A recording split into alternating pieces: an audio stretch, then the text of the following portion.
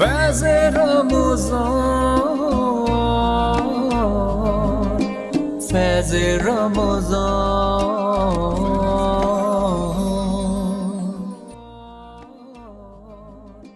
فیض رمضان۔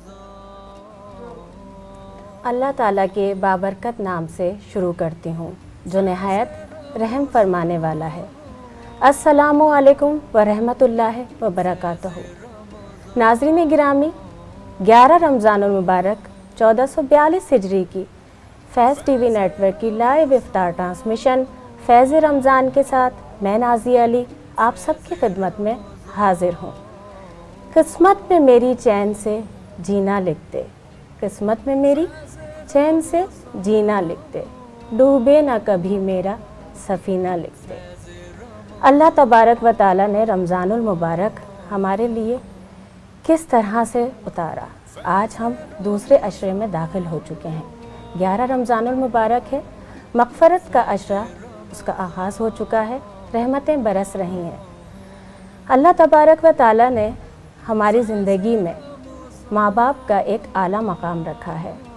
ماں باپ، ماں وہ جس کی آغوش میں ہم پروان چڑھتے ہیں، باپ وہ جو روزگار کے لیے، ہمیں تحفظ دینے کے لیے، ہمیں چھت دینے کے لیے، ہماری آسائشوں کے لیے دن بھر مشکلات اور دشواریاں جھیلتا ہے۔ کیا ہم ماں باپ کی عظمت تک پہنچ سکتے ہیں؟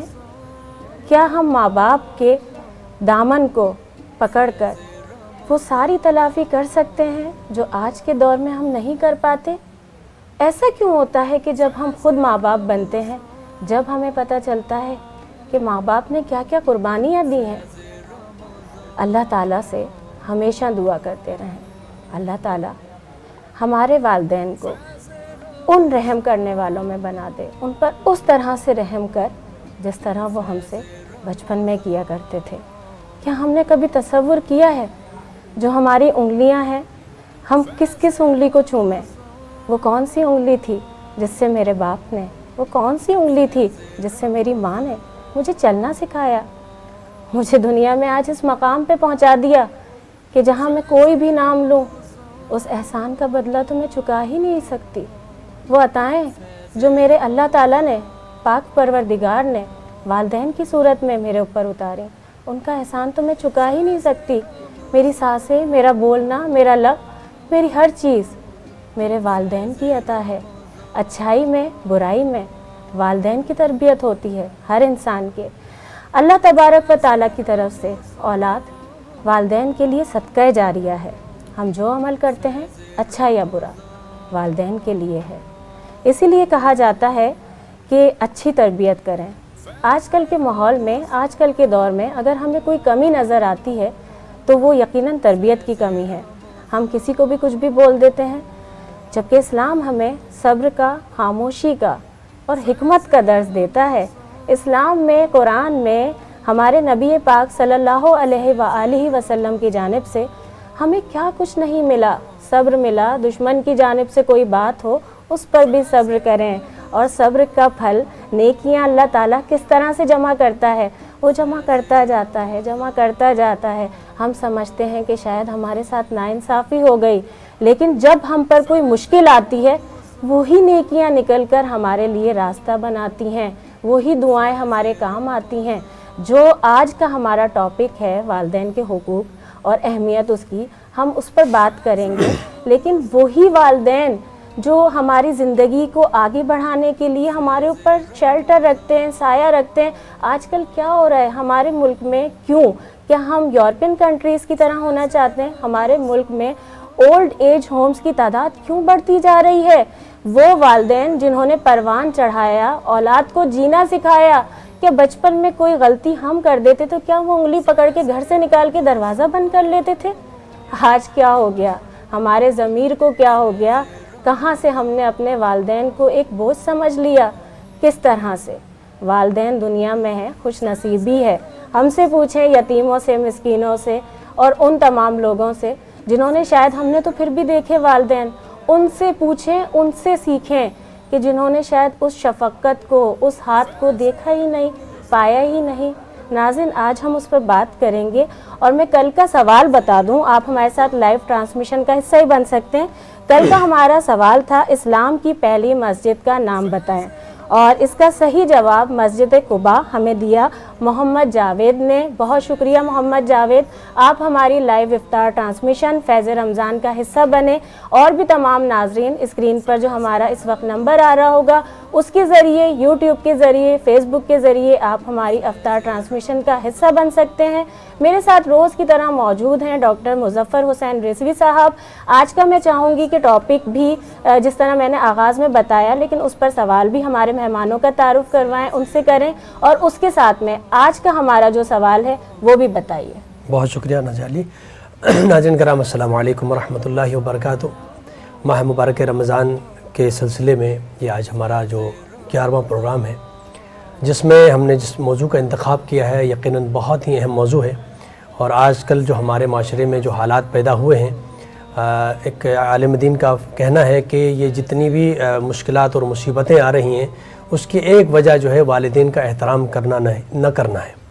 لہٰذا قرآن مجید فرقان حمید کی طرف متوجہ ہوتے ہیں تو قرآن نے بہت واضح انداز میں، بہت مفصل انداز میں، بہت جامع انداز میں سورہ بنی اسرائیل میں فرمایا، بسم اللہ الرحمن الرحیم، وَقَضَىٰ رَبُّكَ أَن لَّا تَعْبُدُوا إِلَّا إِيَّاهُ وَبِالْوَالِدَيْنِ إِحْسَانًا إِمَّا يَبْلُغَنَّ عِندَكَ الْكِبَرَ أَحَدُهُمَا أَوْ كِلَاهُمَا فَقُل لَّهُمَا عُفٍّ وَلَا تَنْحَرْهُمَا وَقُل لَّهُمَا قَوْلًا كَرِيمًا۔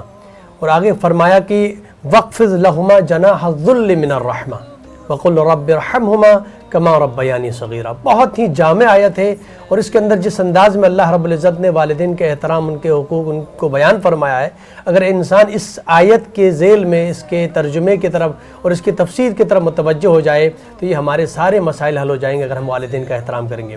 ناظرین کرام، اس موضوع پر گفتگو کے لیے ہم نے آج اپنے اسٹوڈیو میں مدعو کیا ہے مہمانان گرامی کو۔ اس سے قبل آج کا سوال بھی میں آپ کی خدمت میں رکھنا چاہتا ہوں۔ آج کا سوال ہے، روح اللہ کس نبی کا لقب تھا؟ روح اللہ کس نبی کا لقب ہے؟ اس کا جواب انشاءاللہ جو بھی دے گا وہ آخر میں ان کا نام لیا جائے گا جس کا صحیح جواب ہوگا۔ تو آج کا سوال ہوا، روح اللہ کس نبی کا لقب ہے؟ اور میں سلسلے گفتگو کا آغاز کرنے سے پہلے مہمانان گرامی کا آپ کے سامنے تعارف کرانا چاہوں گا۔ ہمارے ساتھ تشریف فرما ہے ممتاز عالم دین مفتی سید زیغم علی گردیزی صاحب۔ السلام علیکم ورحمۃ اللہ۔ بہت شکریہ ہمارے پروگرام میں تشریف لائے۔ اور ہمارے ساتھ مشہور معروف نعت خوان تشریف فرما ہے جناب حافظ سید نعمان نعیمی صاحب۔ السلام علیکم ورحمۃ اللہ۔ آپ دونوں کو بہت خوش آمدید کہوں گا اپنے پروگرام میں، اور سلسلے گفتگو کا باقاعدہ آغاز میں کرنا چاہوں گا مفتی صاحب آپ کے خدمت میں سوال رکھتے ہوئے کہ قرآن مجید فرقان حمید کی جس آیت مجیدہ کی تلاوت کا شرف حاصل کیا، اس آیت کے اندر بہت اہم ترین نکات کی طرف اللہ تعالیٰ نے متوجہ کیا انسان کو، جیسے وَاخْفِضْ لَهُمَا جَنَاحَ الذُّلِّ مِنَ الرَّحْمَةِ، کہ آپ اپنے والدین کے سامنے یہ کاندھے جھکا کے، یعنی سر جھکا کے رہیں گے۔ کبھی آپ کو اجازت نہیں ہے کہ آپ سر اٹھا کے والدین کے سامنے کھڑے ہو جائیں یا ان کے آنکھوں میں آنکھیں ڈالیں۔ کیا انداز ہے خدا کا والدین کا احترام بیان کروانا ہے؟ جی بسم اللہ الرحمن الرحیم، اللہم صلی علی محمد وعلی آل محمد۔ بہت شکریہ۔ سب سے پہلے تو جن کے والدین اس دنیا فانی سے انتقال فرما چکے ہیں، اللہ تعالیٰ ان کو اپنے جوار رحمت میں جگہ نصیب فرمائے، اور جن کے والدین حیات ہیں اللہ تعالیٰ انہیں ایمان و عمل کی سلامتی کے ساتھ، صحت کے ساتھ، عافیت کے ساتھ اللہ تعالیٰ لمبی عمر عطا فرمائے۔ والدین اس دنیا میں اللہ رب العالمین کا سب سے بڑا عطیہ ہے، بے شک، اور والدین کی اہمیت کا اندازہ اسی سے لگایا جا سکتا ہے کہ قرآن کریم میں جہاں جہاں اللہ رب العالمین نے خالصتاً توحید کا تذکرہ فرمایا اور شرک سے بچنے کا تذکرہ فرمایا، یعنی سب سے بڑا جو گناہ حقوق اللہ سے متعلق ہے کہ اللہ کے ساتھ کسی کو شریک ٹھہرایا جائے، تو جہاں اس گناہ سے منع فرمایا گیا اسی کے متصلاً بات اللہ رب العالمین نے والدین کی تابع داری، خدمت گزاری، والدین کی اطاعت اور فرما برداری کی تاکید فرمائی۔ یعنی اسی سے اندازہ لگائیں کہ توحید کے متصلاً بعد والدین کا جو حقوق العباد میں سے پہلا حق ہے، اور شرک جو سب سے بڑا گناہ ہے اس کے فوراً بعد والدین کی نافرمانی جو حقوق العباد میں سب سے بڑا گناہ ہے، تو اس سے متعلق اللہ رب العالمین نے مذمت اور ممانعت بیان فرمائی۔ جس طرح قرآن کریم کی تلاوت، آیت کریمہ آپ نے تلاوت فرمائی، اس میں یہاں تک فرمایا کہ ان کو اف تک نہیں کہنا، یعنی انسان کا جو یہ ایک اسٹیج یہ آتا ہے کہ چڑچڑا پن آ جاتا ہے، بیماری ہے، کمزوری ہے، پھر وہ تنہائی اور یہ سارے معاملات اس بڑھاپے میں آ جاتے ہیں، تو فرمایا کہ یہ کیفیت پیدا ہونا ایک فطری عمل ہے، جی بالکل، کہ ان کی طبیعت میں اس طرح کا ان کا مزاج پیدا ہو جائے گا، شدت پیدا ہو جائے گی. لیکن تمہارا کیا معاملہ ہے کہ تم نے اس کیفیت کا جواب ویسا نہیں دینا, اف تک نہیں کہنا. اور حضرت عبداللہ ابن عباس نے اس آیت کریمہ کی تفسیر فرمائی. آپ فرماتے ہیں کہ اس سے جو یہاں فرمایا گیا کہ اف نہیں کہنا, جھڑکنا نہیں ہے, نرمی کے ساتھ بات کرنی ہے, تو فرمایا کہ کلام کیسے کیا جائے. والدین کی بارگاہ میں ہم جب حاضر ہوں کلام کریں تو آپ فرماتے ہیں کہ جس طرح ایک سخت آقا ہوتا ہے, مالک کے سامنے اس کا نوکر کیسا سہما ہوا رہتا ہے کہ اگر میں نے کوئی بھی ایسا کام کیا, کوئی بھی ایسا عمل ہوا جو میرے مالک کی ناگواری کا باعث بنا, تو ظاہر ہے مجھے ملازمت سے برخاست کر دیا جائے گا, سزا ملے گی, یا جو آسائشیں اس کی طرف سے فراہم کی جا رہی ہیں اس میں کمی آئے گی. تو فرمایا کہ یہ تو دنیاوی ایک معاملہ ہے کہ اس کی جو ایک ملازمت کا یا آسائشوں کا معاملہ ہے وہ اس سے چھن جائے گا یا اس کے لیے سختی ہو جائے گی. لیکن فرمایا کہ اس سے بھی زیادہ اہتمام والدین کے لیے کرنا ہے, کیونکہ اگر والدین کے ساتھ ایسا کوئی معاملہ ہوا کہ ہماری کسی بات پر ان کو ناگواری گزری, مفتی تو صاحب پھر یہاں پہ دنیا میں انٹرپٹ نہیں کرنا چاہتی, معذرت چاہوں گی, لائیو کالر ہمارے ساتھ موجود ہیں. السلام علیکم. وعلیکم السلام. جی بھائی عنایت اللہ, کون سے شہر سے بات کر رہے ہیں؟ عنایت اللہ بات کر رہا ہوں قاضی عمل سے. ٹھیک ہے, کیا سوال کرنا چاہیں گے؟ ہمارا یہ سوال ہے کہ اگر کوئی رمضان مبارک میں روزہ رکھتا ہے, جی, کسی کی طبیعت بگڑ جاتی ہے, چکر آنے لگتے ہیں, اسی کو کوئی پانی دیتا ہے, کیا یہ جائز ہے یا نہیں؟ یہ پوچھنا سوال ہے آج کا ہمارا. کیا آپ کا سوال دوبارہ دہرائیے گا؟ کیونکہ جو آپ نے چکر آتا ہے اس کے بعد آپ نے کیا فرمایا؟ کسی کی طبیعت خراب ہو جاتی ہے, کسی کو چکر آ جاتا ہے, بے ہوش ہو جاتا ہے, اسی کو پانی کے چھنڈے دیتے ہیں اور تھوڑا پانی پلاتے ہیں, پلا دینا بھی. ٹھیک ہے, ٹھیک ہے, ٹھیک ہے. رمضان روزے ہوتا ہے اس کو, یہ ٹھیک ہے؟ ٹھیک ہے, چلیں آپ اس کا جواب دیتے ہیں. بہت شکریہ, بہت شکریہ, آپ کا سوال پہنچ گیا, سوال آپ تک پہنچ گیا. اگر لیکن پہلے کمپلیٹ کر لیجئے اس بات کو. تو فرمایا کہ اگر والدین کے ساتھ یہ معاملہ ہوا کہ ہمارے کسی عمل سے ان کو ناگواری گزری یا ان کے دل دکھنے کا باعث بنا ہمارا کوئی بھی عمل, تو وہ دنیاوی آسائشیں ہم سے نہیں چھینیں گی, بلکہ آخرت کی جو آسائشوں کا اور آرام و سکون کا معاملہ ہے وہ سارا وہ ختم ہو جائے گا. اور اس سے متعلق آپ صلی اللہ علیہ وسلم کا ایک فرمان ہے نا کہ انسان کے اعمال کئی ایسے گناہ ہیں کہ وہ آخرت میں ان کی سزا جزا کا معاملہ ہے, لیکن فرمایا کہ بعض ایسے گناہ ہیں کہ جب تک وہ انسان اس کی سزا, اس کا کچھ حصہ دنیا میں اپنی آنکھوں سے دیکھ نہ لے, بھگت نہ لے, اس دنیا سے جائے گا نہیں. فرمایا کہ ان میں سے ایک والدین کی نافرمانی, اور سب سے کم ترین جو اس کی دنیا میں سزا ہے کہ جیسے اس نے اپنے والدین کے ساتھ کیا, اس سے بدترین سلوک مکافات عمل ہے کہ اس کی اولاد اس سے بھی بدترین سلوک بڑھاپے میں اس کے ساتھ کرے گی. اچھا مفتی صاحب, یہ واقعاً ہمارے معاشرے میں اس طرح کی کئی مثالیں ہیں بے شک, کہ جو والدین کے ساتھ جو کچھ کیا تھا وہ بالکل ریئیکشن دنیا میں ہم دیکھ چکے ہیں کہ ویسے ہی ہوتا ان کے ساتھ. بے شک, اس سے بدترین سلوک کیا جائے. یہ تو حضور کا فرمان ہے, اور پوری کائنات کا نظام دھرم برہم ہو سکتا ہے.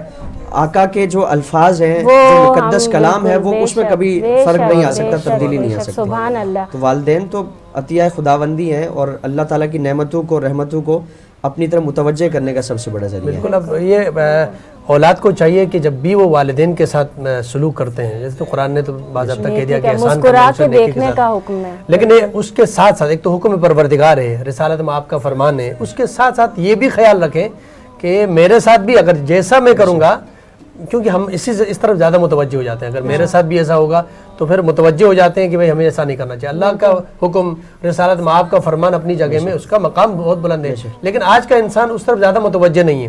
لیکن جب اس کو یہ کہا جاتا ہے کہ دیکھو جیسا کرو گے ویسا تمہارے ساتھ بھی تمہاری اولاد کرے گی, تو پھر زیادہ انسان جو ہے نا اٹینشن ہو جاتا ہے اس کے اندر. تو اس حوالے سے میرے خیال سے والدین کو چاہیے اور اولاد کو چاہیے کہ آج میں اگر جیسا سلوک کر رہا ہوں تو کل میرے ساتھ بھی ویسا سلوک ہونے والا ہے. اچھا, یہ سوال ہمارے سامنے آیا تھا کہ وہ کہتے ہیں کہ ایسی کیفیت پیدا ہو جائے جس میں چکر آنے لگے اور انسان بے ہوشی کی طرف چلا جائے, روزے کی حالت, چھینٹے, پانی کی چھینٹے, یا پانی کوئی پلا دے جسے معلوم پلا دے اس کو کوئی, تو اس کا روزہ. ہاں, اس میں اگر چھینٹے مارنے سے تو کوئی فرق نہیں پڑے گا روزے پہ, لیکن اگر پانی پلا دے, اگر کسی کی واقعتاً کنڈیشن اور کسی کی طبیعت خراب ہو گئی ہے, اس نے روزے کی حالت میں اسے پانی پلا دیا, ہاں واقعتاً اگر کسی کی ایسی کنڈیشن ہے اور بالکل طبیعت خراب ہو گئی, تو شریعت نے اجازت دی ہے کہ وہ روزہ چھوڑ سکتا ہے, یا کوئی اس کو اگر پانی پلا دیتا ہے تو یہ اس کا روزہ تو ٹوٹ جائے گا. قضا اس کو کرنی پڑے گی رمضان کے علاوہ باقی کسی بھی دن میں پورے سال میں, اس جتنے بھی روزے اس کیفیت میں گزرے تو ان کی قضا کرے گا. کفارہ نہیں ہوگا, کفارہ نہیں ہے, یعنی چونکہ کیفیت ایسی پیدا ہوئی ہے, جان بوجھ کے یقیناً اس نے نہیں کیا ہے, اور اس کو یہ کیفیت اس بیماری کی وجہ سے کی گئی ہے, تو قضا. جزاک اللہ, جزاک اللہ. ہمارے ساتھ حافظ نعمان نعیمی صاحب تشریف فرما ہے, میں گزارش کروں گا بارگاہ رسالہ میں. جی ایک منٹ, اگر بس میں معذرت چاہوں گی, لائیو کالر ہمارے ساتھ موجود ہے. جی السلام علیکم ورحمۃ اللہ. جی وعلیکم السلام. جی کون صاحب کہاں سے بات کر رہے ہیں؟ زہیب نارتھ نازآباد کراچی. جی زہیب صاحب کیا سوال ہے آپ کا؟ یہ والدین کے حقوق کے حوالے سے ہے جی. کہ جب اولاد کی پرورش ماں باپ کرتے ہیں جی اور جب وہ جوان ہوتے ہیں پھر نافرمانی کرتے ہیں، بد اخلاقی کرتے ہیں، جی ایسے اولاد کے لیے کیا سزا ہے؟ کیونکہ جب ایک انسان پیدا ہوتا ہے وہ صرف گوشت لسلا ہوتا ہے، نہ وہ اٹھ سکتا ہے نہ بیٹھ سکتا ہے، جبکہ حیوان میں یہ فرق ہے کہ حیوان پیدا ہوتی اپنے چند ہی لمحوں پہ اپنے ٹانگ پہ کھڑے ہوتا ہے. جی تو ماں باپ بھی ہے، اسپیشلی ماں ایک ایسی نعمت ہے جو اپنی اولاد کو پروان چڑھاتی ہے اور ہر چیز کو اس کو پورا کرتی ہے. باپ کے روزگار کام کرتا ہے بٹ پرورش ماں کرتی ہے. تو اگر ایسی اولاد جو جوان ہو جائے اور اس کے بعد نافرمانی کرے اور بد اخلاقی کرے، اس کے لیے کیا سزا ہے؟ جی بہت شکریہ، آپ کا سوال پہنچ گیا. مفتی صاحب ابھی آپ کے سوال کا جواب دیں گے. جزاک اللہ جزاک اللہ. جی نعمان بسم اللہ کیجیے. سیدنا مولانا محمد الجود الکرم علیہ وآلہ وسلم. ہم کو اپنی طلب سے سوا چاہیے، ہم کو اپنی طلب سے سوا چاہیے. آپ جیسے ہیں ویسی عطا چاہیے، آپ جیسے ہیں ویسی عطا چاہیے. کیوں کہوں یہ عطا وہ عطا چاہیے، کیوں کہوں یہ عطا وہ عطا چاہیے. ان کو معلوم ہے ہم کو کیا چاہیے، ان کو معلوم ہے ہم کو کیا چاہیے.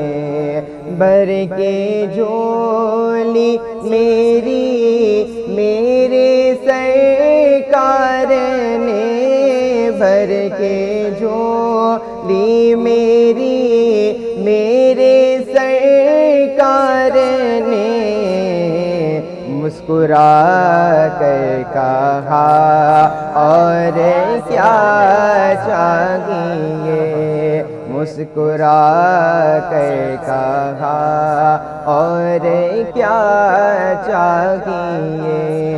آپ اپنی غلامی کی دے دے سند، آپ اپنی غلامی کی دے دے سند. بس یہی عزت و مرتبہ چاہیے، بس یہی عزت و مرتبہ چاہیے. اور درد جامی ملے نعت خالد لکھوں، درد جامی ملے نعت خالد لکھوں. اور انداز احمد رضا چاہیے، اور انداز احمد رضا چاہیے. ہم کو اپنی طلب سے سوا چاہیے، آپ جیسے ہیں ویسی عطا چاہیے. جزاک اللہ. بہت اچھی بات ہے ماشاء اللہ، بہت بہترین کلام پیش کیا ہم نے. مفتی صاحب سوال جو ابھی ہمارے سامنے آیا کالر نے کہ وہ پوچھنا چاہ رہے ہیں کہ ایک اولاد جس کو جس انداز میں والدین نے پال پوس کے جوان کیا ہے، اس کے بعد وہ نافرمانی کرتی ہے، خاص کر باپ سے زیادہ والدہ کا جو مقام اللہ کے نبی نے بھی فرمایا کہ والدہ کے حقوق زیادہ ہیں، تو والدین کی نافرمانی کرنے والا جوان اس کی کیا سزا خدا نے مقرر فرمائی؟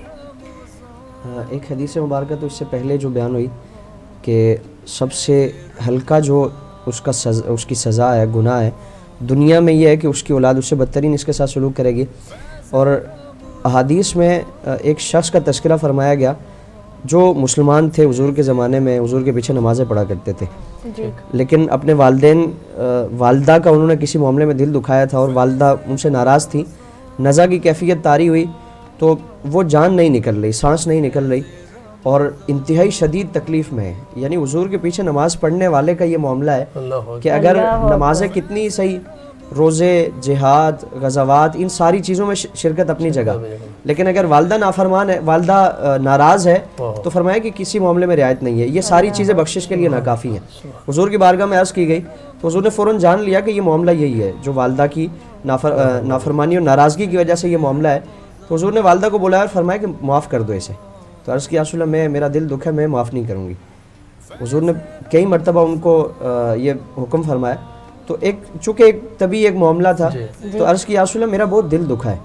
تو حضور نے اپنے صحابہ اکرام سے فرمایا کہ جا کر لکڑیاں جمع کرو اور آگ جلاؤ.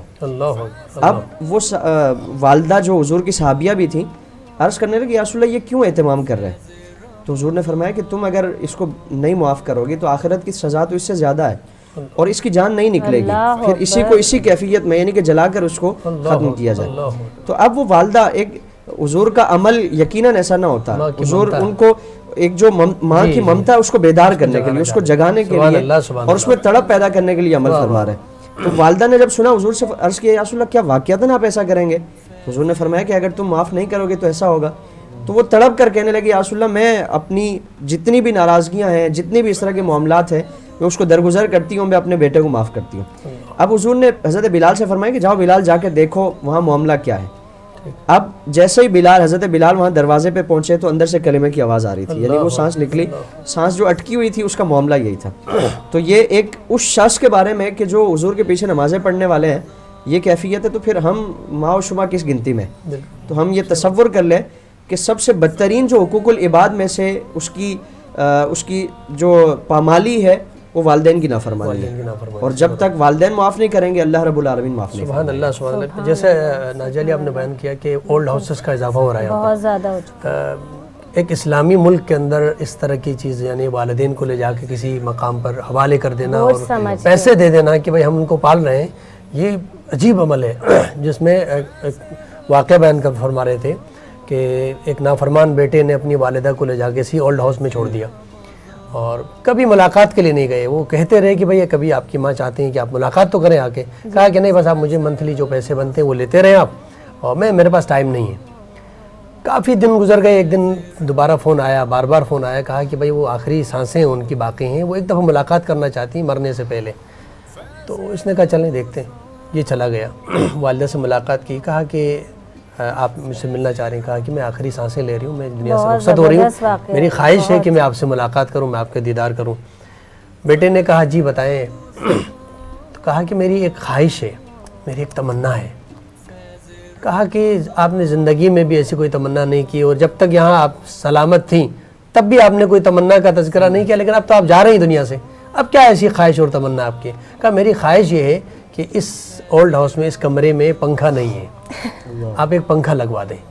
کہا کہ اب آپ تو جا رہی ہیں تو پنکھے کی کیا ضرورت ہے، آپ یہ کیوں کہہ رہی ہیں؟ کہا کہ میں اس لیے کہہ رہی ہوں کہ بیٹا میں نے آپ کو بڑے نازوں سے پالا ہے، میں نہیں چاہتی جب آپ یہاں پر آئیں تو اس گرمی میں آپ رہیں، میں آپ کے لیے انتظام کرنا چاہ رہی ہوں. یہ واقعاً ایک ایسی کیفیت ہے دنیا میں، یہ ماں کی ممتا اور محبت ہے کہ نافرمان بیٹا ہے، اس حالت میں لے کر آیا ہے، اس کے باوجود ماں اس کے بارے میں سوچ رہی ہے کہ کل جب تم ادھر آ جاؤ گے، اور یہ حقیقت ہے کہ تم نے آنا ہے ادھر، اور جب تم ادھر آؤ گے تو میں نے جو یہاں پہ گرمی کی وجہ سے تکلیفیں برداشت کی ہیں، میں نہیں چاہتی کہ تم وہ تکلیف میں اس چھوٹی سی بات میں کتنی حکمت. وہی بات آ گئی، ماں کی ممتا موجود ہے.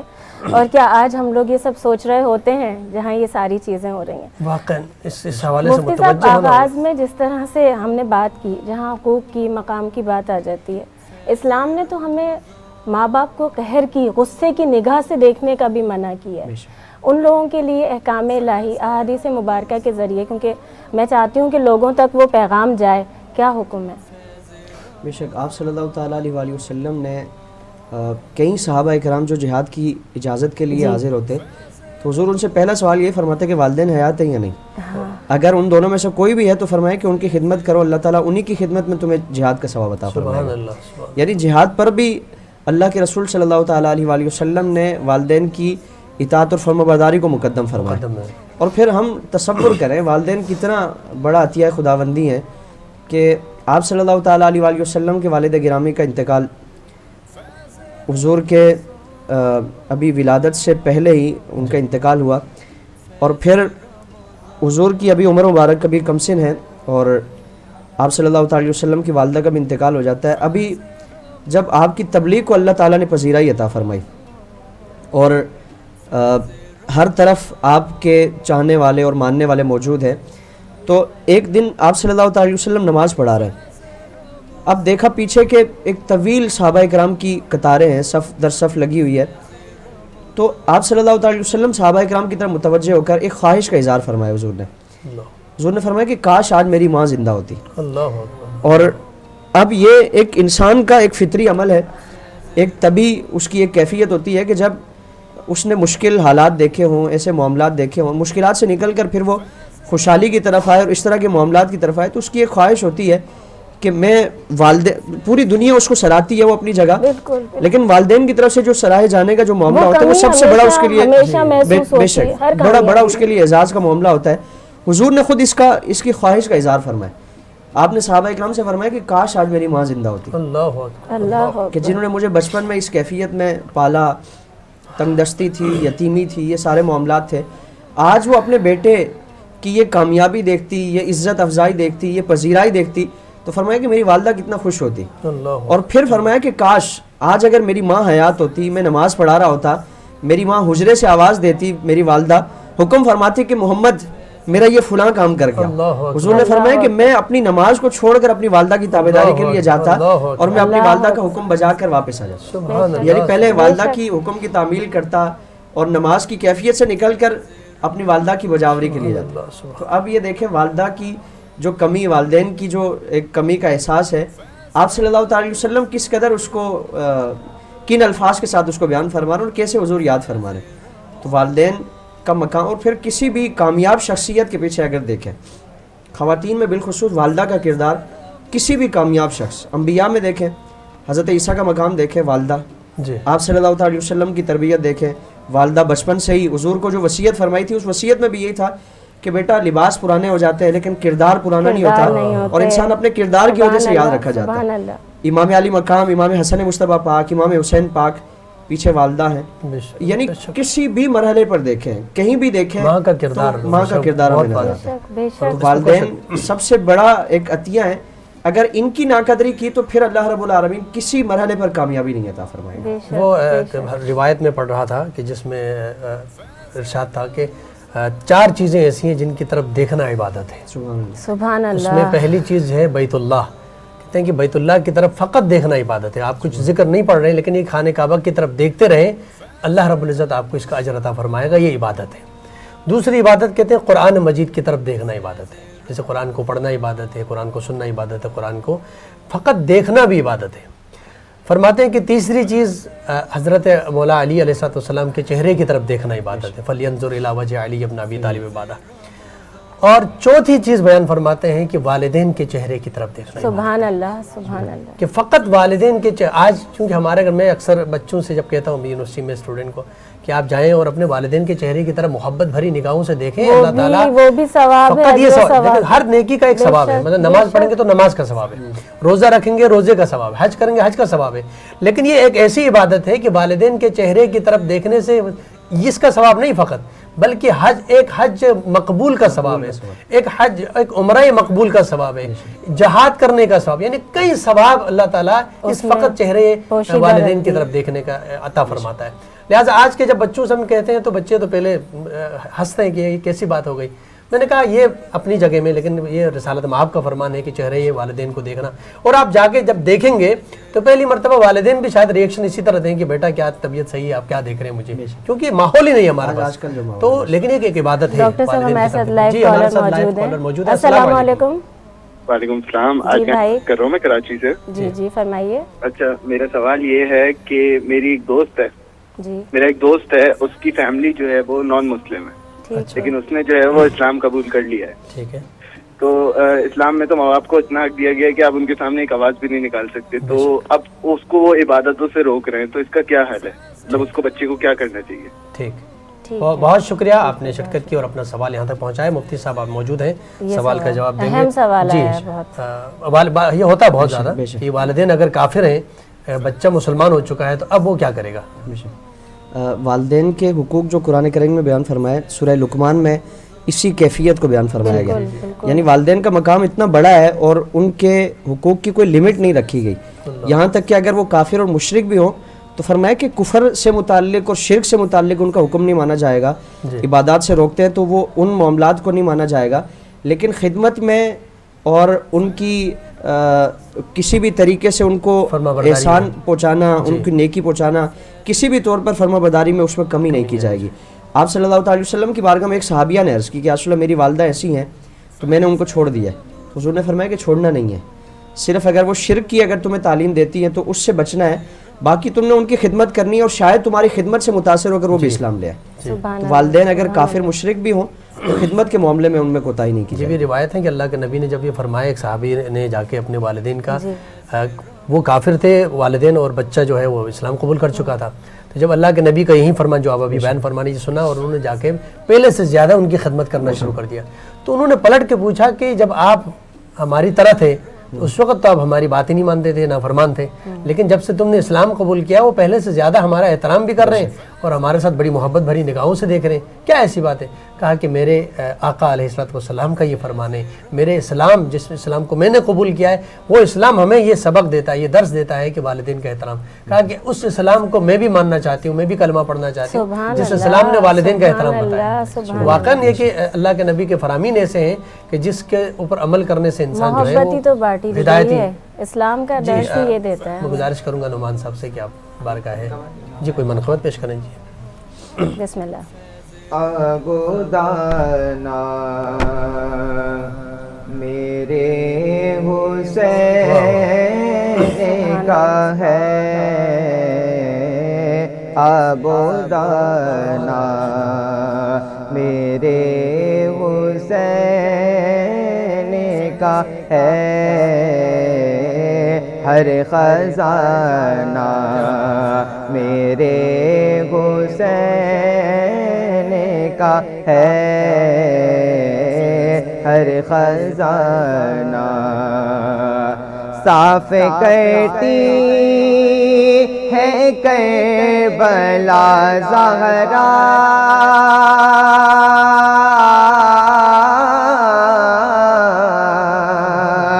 صاف کرتی ہے کربلا زہرا، جان سے جانا میرے حسین کا ہے، جان سے جانا میرے حسین کا ہے،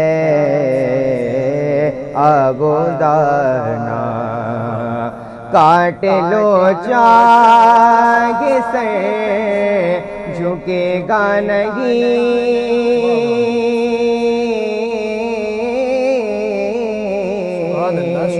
کاٹ لو چاک سے جھکے گا نہیں، سر اٹھانا میرے حسین کا ہے، سر اٹھانا میرے حسین کا ہے، عبدانا جالی پر فدا ہو اے مفتی،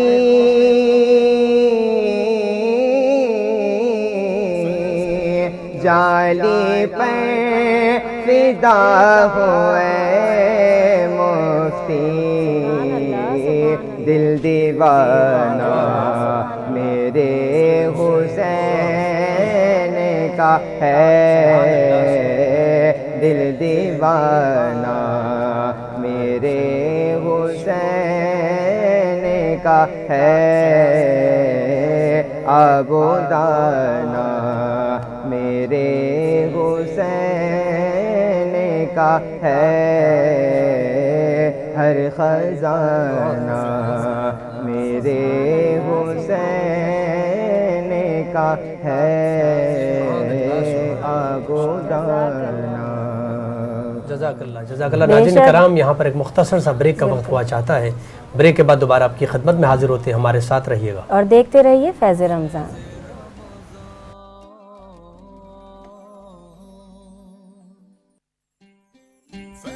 فیض رمضان، فیض رمضان.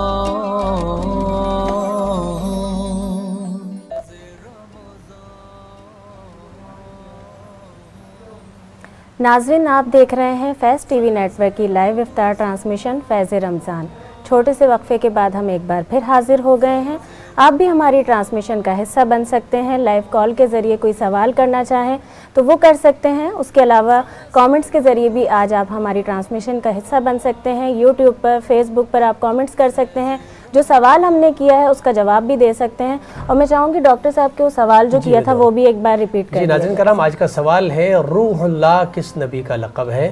روح اللہ کس نبی کا لقب ہے؟ ناظرین کرام، سلسلے گفتگو کا باقاعدہ آغاز کرنا چاہتے ہیں. اور مفتی صاحب یہ بیان کیجئے گا کہ ایک نافرما اولاد غفلت کی وجہ سے یا ناسمجھی کی وجہ سے اپنے والدین کے ساتھ نافرمانی کرتی رہی، لیکن اب چونکہ والدین دنیا سے رخصت ہو چکے ہیں. چلے اگر دنیا میں والدین ہوتے تو جا کے منت سماجت کر کے معافی مانگ کے یہ طرح اس کا ازالہ ہو سکتا تھا. لیکن اب والدین دنیا میں نہیں ہیں. اب اولاد کو یہ سمجھ میں آ گئی ہے کہ میں نے بہت برا کیا ہے، میں نے اپنے والدین کے ساتھ نافرمانی کی ہے. تو اس کے پاس اب کیا حل ہے کہ وہ ممکن ہے کہ وہ نافرمان اولاد دوبارہ فرمانبردار کہلا سکے؟ جی، اس کی ایک صورت تو یہ ہے کہ والدین کے لیے ایصال ثواب، خوب ایصال ثواب کا اہتمام کیا جائے.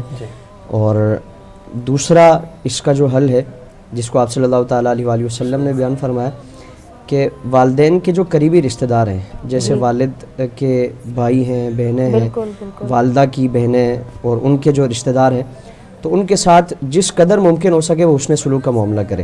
کیونکہ اگر یہ ان کی زندگی میں ان کے سامنے یہ کیا جاتا تو یقیناً وہ خوش ہوتے.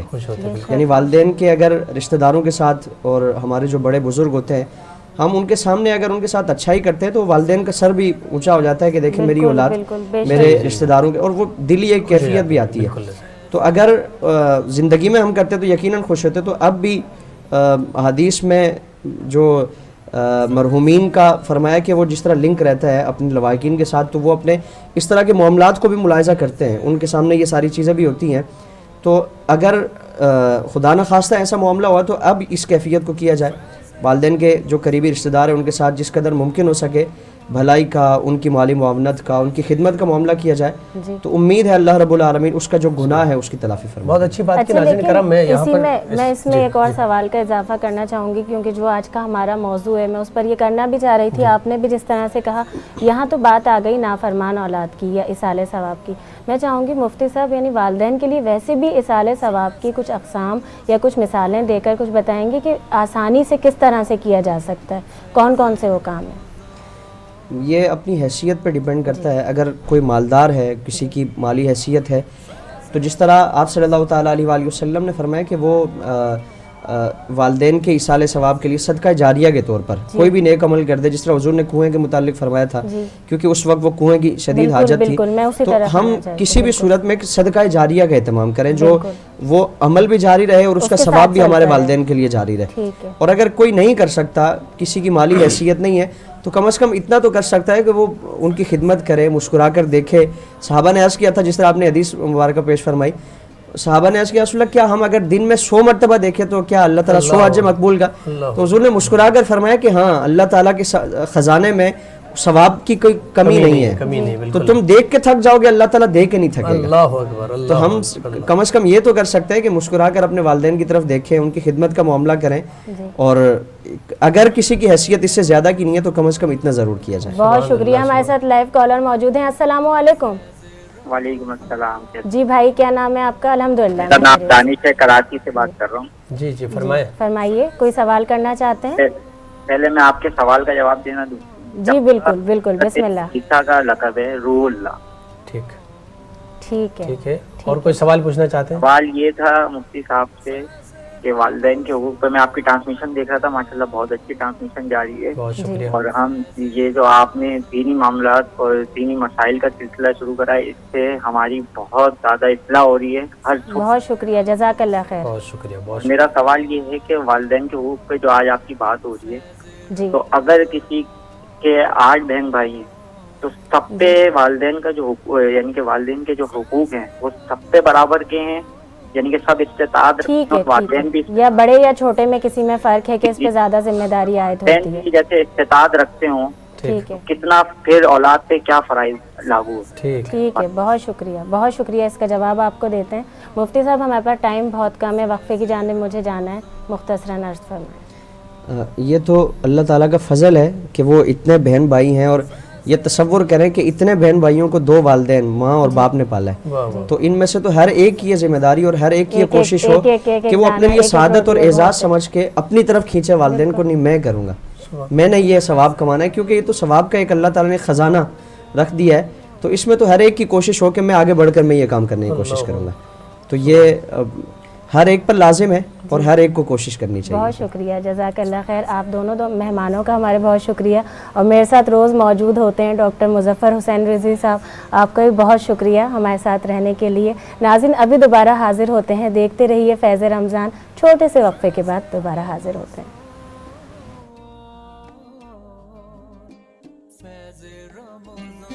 فیض رمضان، فیض رمضان.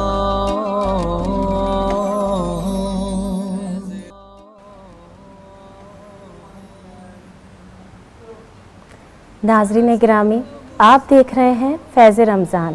وقفے کے بعد ہم دوبارہ سے حاضر ہو گئے ہیں. پینل بھی ہمارا تبدیل ہو چکا ہے.